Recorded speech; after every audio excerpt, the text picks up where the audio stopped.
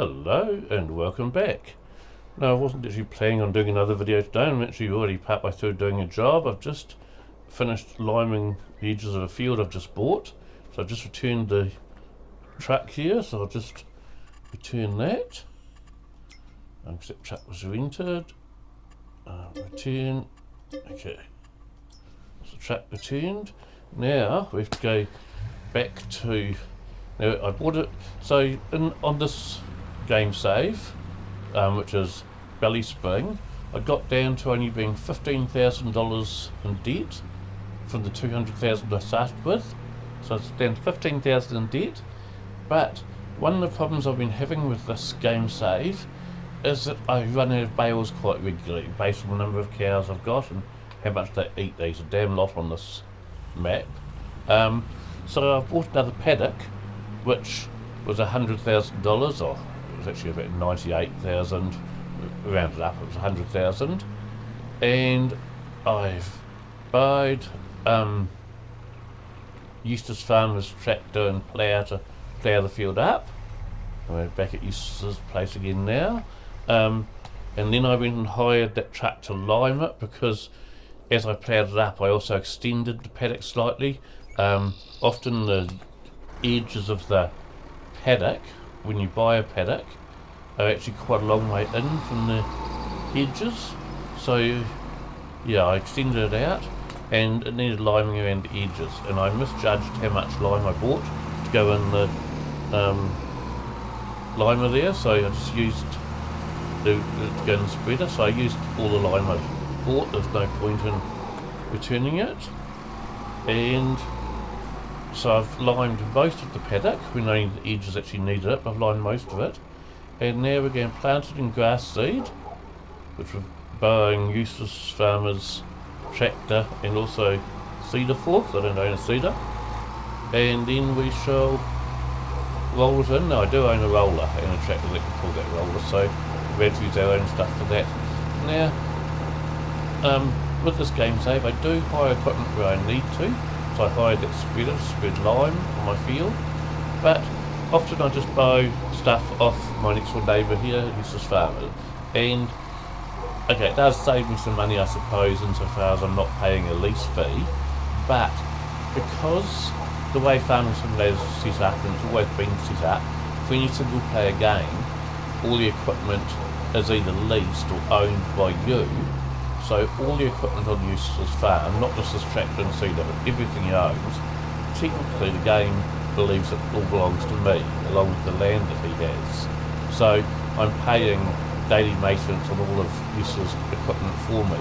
So that's probably working out to be more expensive than if I didn't have an extra neighbour and I just leased the equipment as I needed it, because I'm paying for the equipment even when I'm not using it, and a lot of the equipment up on this farm I never ever use. So it's definitely costing me more money this way, but I don't mind, because the way the game's naturally set up, you make money too quickly, I think, sometimes. So I like to sort of have little things like that that make me spend a bit more. I mean, the same way, another thing I do is if I get a tractor or any piece of equipment really absolutely stuck where I can't pull it out at all and I can't drive it out, then I consider that to be a total loss, write-off, and I sell it and then replace it with another piece of equipment instead. So that's another way that I spend money to stop me from making money too quickly. This is the paddock that I've bought. I'll show you where it is in relation to the rest of my farm. Let's go into the map. So it's paddock 209 here. As you can see, I've just limed it, and the edges of it will need one coat of fertiliser too, because the very edges of it, that's where I extended it beyond what it was naturally. So the rest of it was 2 coats. It was already done in grass, but with a lot of weed. And the way I play this game anyway is whenever I buy a paddock, whatever is in the paddock, like whether it be a crop or whatever, I always plough it under. I don't crop it from what was in the paddock when I bought it. So this paddock here was already in grass when I bought it. Most of the paddocks on this map are in grass, but I think I've always found that you tend to get more bales from a field that's planted grass rather than a field that was just grass anyway, sort of thing, not planted. So whenever I want a paddock for baling, I always plant it in grass, which is what I've done here. So just trying to, oh shoot, hang on, before I lower it, let's change it to grass. I don't want to plant it in the wrong thing accidentally. There's grass there, okay. Now I can lower it and switch it on. Oh, wrong button. Now switch it on, okay. So yes, I didn't, the grass that was already in this field that was telling me it was ready to be mown and baled up, but it was full of weeds, and as I said, I don't like to profit from any crop that's already in a paddock when I buy it. So because I would imagine that normally if a farmer sells a paddock, generally it would be after he's already harvested it for the season, so you'd be buying an empty paddock that may or may not have been ploughed, but definitely wouldn't have anything else done to it, wouldn't have any crops growing in. I imagine that's how paddock is when you buy it, so that's how I do it. And so whenever I buy a field to extend the size of my farm, I always plough it under as the first task. And I don't own a plough, but Eustace Farmer does. So anyway, we're ploughing this in. Anyway, I was going to, on my last video, which I only recorded yesterday, so I don't normally do videos 2 days in a row, so apologies that it gives you extra watching to do at some point, sort of thing, but AK asked me a question, so I'd made the comment that with an NA MX5, which is the very earliest model, I'm far too tall for it, and my head actually pokes a wee bit above the top of the windscreen, as it does in my current car, and he asked me, do I need to wear goggles or something when driving it then? So I responded saying that I would answer it in a video because it's probably easier, because part of the reason it's easier is because my answer is actually something that in theory made sense, but I didn't know whether in practice it worked or not. And there's a lot of things like that. Like one of my favourite things is at work I often have Teams meetings, which are meetings via the Teams app. I'm sure most of you probably know what that is. But anyway, I have my settings set to black and white in Teams. So when you see my picture up on the screen, it's always in black and white.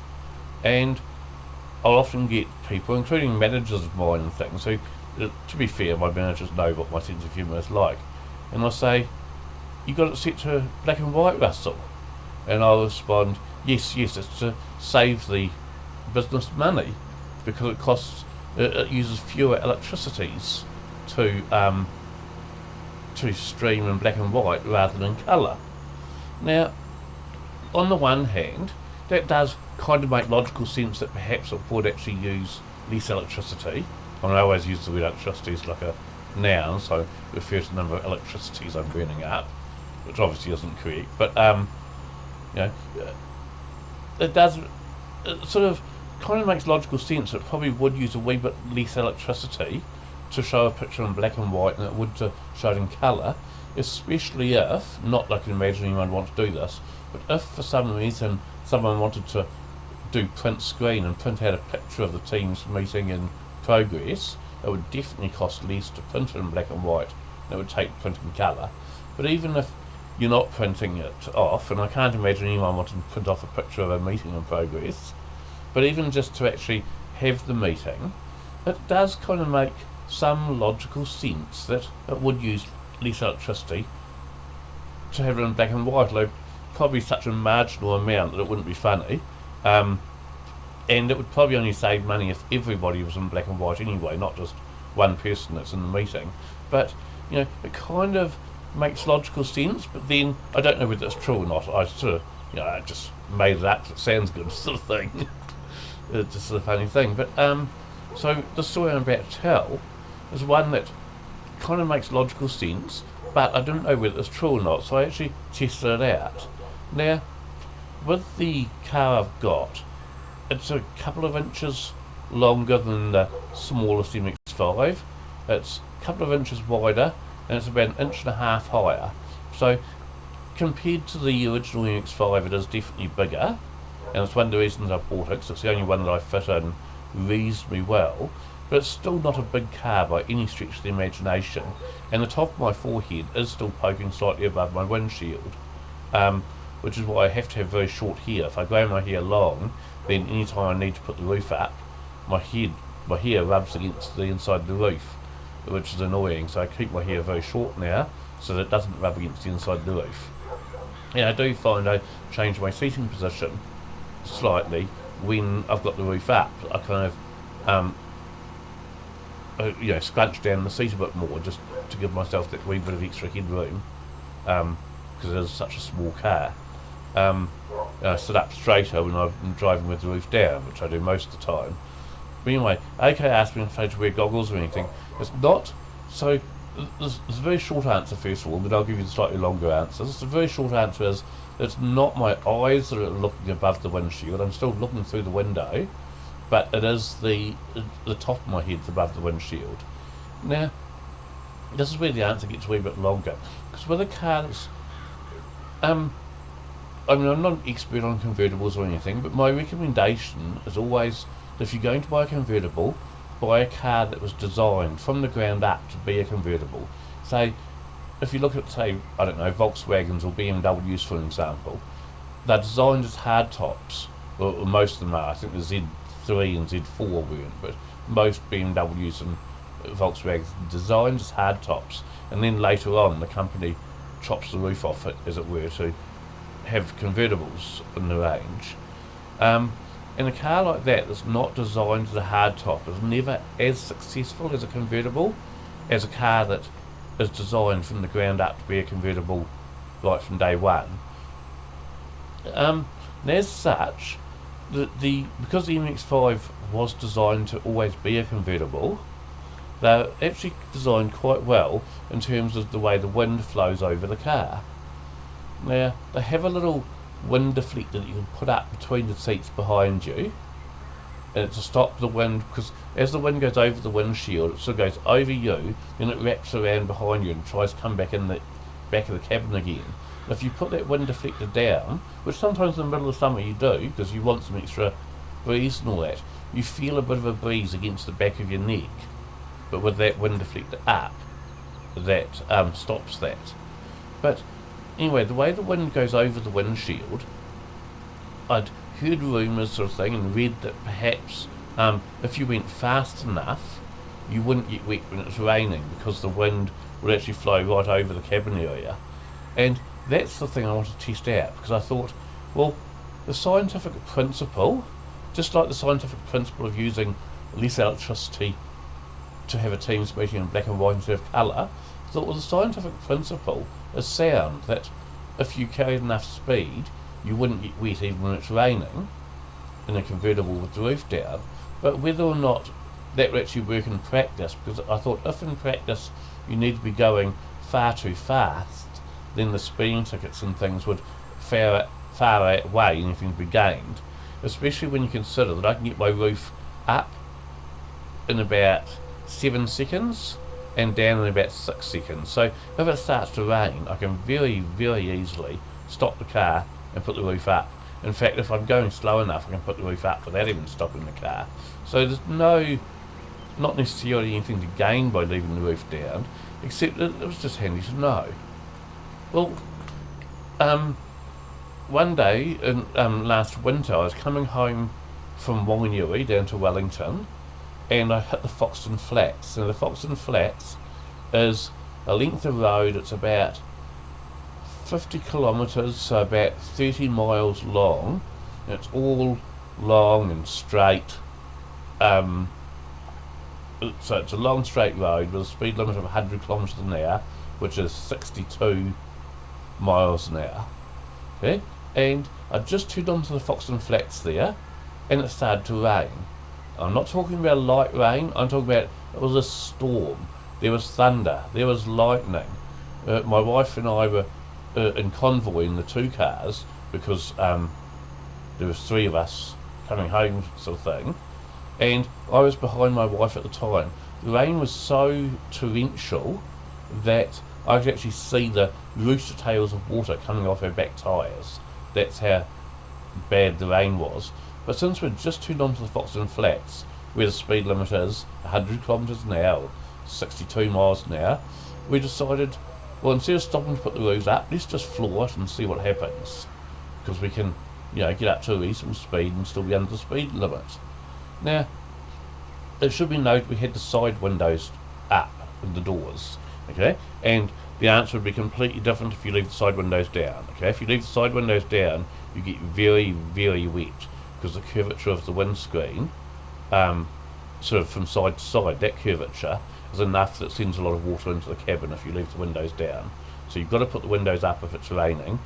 In fact, if it's raining, even if it's not raining, if you're doing motorway speed, so if you're doing 100 kilometres an hour, 62 miles an hour, I recommend you put the windows up anyway. It means you can talk to your passenger or listen to your stereo at a normal volume. You don't need to shout to be heard or anything like that. Anyway, so we're doing, I tried different speeds on the Foxton Flats here, and I discovered that the speed at which you need to be going to keep the rain from getting into the cabin of the car is 70 kilometres an hour. Now, to put that into perspective, 50 is 31 kilometres an hour, and then each 10 kilometres after that is 6 miles an hour, so that would be 31 and 16, 47, well, 47.4 really, so call it 48 miles an hour. So 48 miles an hour, even in the hardest rain downfall, and it was an absolute storm, it really was, you can stay completely dry in the car even with the roof down, as long as you maintain that speed. That's the minimum speed you've got to be doing. You can be going faster than that. Okay? Now, it was so wet, I had a truck that went past me going the other direction down the road, and it sprayed water up off the tyres, and it hit the water that sprayed up off the truck tyres, hit the side window of my car, and it sounded and looked like someone had thrown a water balloon at the car. It was just a big explosion against the glass there of water, but still I didn't get wet in the slightest. In fact, because it was winter time, I had a beanie on my head, and when we got to the end of the Foxton Flats, we pulled into a garage where they have a big roof over the petrol pumps to put our roofs up, because we knew that the next piece of our journey, there's a lot of areas where we were going to be going very slowly, we were going to be caught by traffic lights and things like that, so we knew the roofs had to go up at that point. So when we stopped, I sort of, no parts of my interior were wet, the dashboard, the inside of the doors, nothing like that, none of that was wet. The only thing that was wet was when I put my hand up against my beanie, the very, very top of my beanie was slightly wet. So obviously my head was poking up just a wee bit too much into that slipstream. So the very top of my beanie got wet, but that was all. Now, I've since also discovered, not on that same trip, on a different trip, that in a light shower, even 50 kilometres an hour, which is 31 miles an hour, is enough to keep the water out. So if it's a light shower that's happening, if you can maintain a steady 31 miles an hour or more, you will stay dry. But if you're doing, now what did I say the speed was? I said it was 70 kilometres an hour, which is, sorry, 31 and 18, 47, about 47, 48 miles an hour, then you'll stay dry no matter how hard it's raining. However, having said that, so no, you don't have to wear goggles, is the short answer to AK's question. Having said that, because my head is so high in relation to the height of the windshield frame, I cannot put the sun visors down. So if I try putting sun visors down on my car, they just block my forward vision entirely and I cannot see a single thing. So there are 3 bits of equipment that I find to be essential bits of equipment in the car. One is a pair of sunglasses because I cannot use my sun visors. So if the sun's just too low in the sky or anything, it's getting my eyes, I can put sunglasses on. Then the second piece is, which I already mentioned, is for winter driving. If you want to be able to drive with the top down in the winter, wearing a beanie is really good. So I have aircon, and the aircon, why did that not open? Come on, thank you. That work now. I'll just check that I haven't missed any spots there. No, that's all showing as need rolling now. If I go back one, it should all show as grass. Yep, so I haven't missed any spots. But now I've got to return Useless Farmer's tractor, and then I have to go home and grab my roller and roll this field.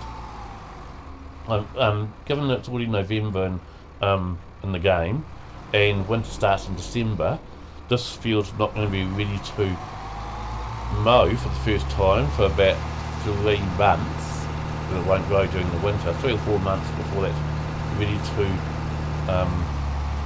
mow for the first time. But at least I've got it planted today. November is the last month you can plant grass seed before winter, so I'm glad I got it planted today. Oh yes, so if you want to drive the top down in winter, you really want to wear a beanie, especially if you're as tall as I am, because the aircon with the heating going is enough to give you a nice cocoon of warmth inside the cabin, but it's not enough to keep the top of your head warm as well. So wear a beanie in the winter. In the summer, if you're as tall as I am, you absolutely must have sunglasses. And then the thing I discovered when I bought the car, because when I bought the car it was about an 8.5 hour drive home from where I bought it to bring it home, and I bought it during summer. I didn't even think of this at the time. I turned up at the previous owner's place with no equipment kind of thing for driving it home, just me sort of thing, me and my money to pay for it. And I got so terribly sunburnt on the way home. So the other two things I always keep in the car are the cap to keep the sun off my face, sort of thing, on a really hot day, and sunscreen. So I always keep sunscreen in the glove box nowadays. And if any of you are ever going to buy a convertible, I highly recommend you keep, during the summer months you keep a cap in the car, during the winter months you keep a beanie in the car, so you can sort of swap out one for the other depending on the time of the year. You don't need both in the car at the same time, because obviously a small convertible doesn't have a lot of interior space. I've got one pocket between the seats, I've got a glove box, so that's about all the space I've got for storing stuff. So I can't store caps and beanies in the car simultaneously really, but depending on what time of year it is, whether I have caps or beanies in the car. I always keep my sunglasses in the car since I can't use my sun visors, and I always keep sunscreen in the car.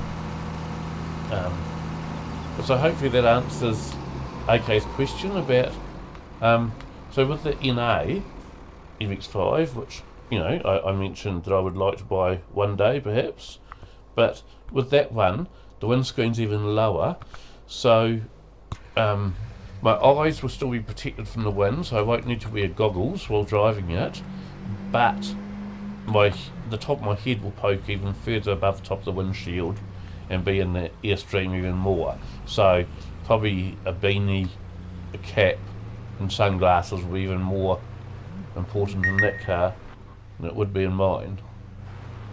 I think that about covers everything. I can see this video's been going for 22 minutes, so I might stop the video now and I will roll that field offline. Okay, thanks very much. Bye.